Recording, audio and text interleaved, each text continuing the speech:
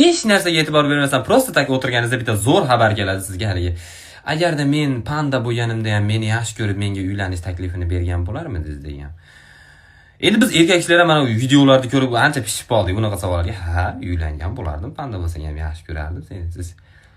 Siz o'zingiz doktorga ko'rsatishingiz kerak, sizda nimadir ne to deyapti.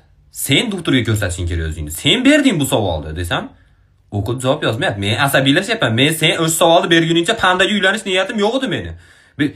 O'zi bu ayollar bizni ko'rolmaydi, bilasizlarmi? Prosta tak o'tirgan erkak kishini hech qaysi ayol kishi ko'ra olmaydi. Aya bo'ladimi, opa bo'ladimi? Sizlarda bilmadim u ayollar biz erkak kishilar shunaqa qobiliyatimiz bor-da, hech narsa qilmay prosta o'tirishimiz ham mumkin. Bilmayman nimaga sizlarda bunaqa narsa. Menimcha shu haligi yoshligimda ayam abetda ko'chaga o'ynagani chiqaman desam, boshingdan olib o'tadi derdi, lekin opam boshimdan olib o'tib ketadi deb abetda kompot qilmayman desa, yo'q, sen pishasan. Biroq uyga borishing bor, qilasan deydi.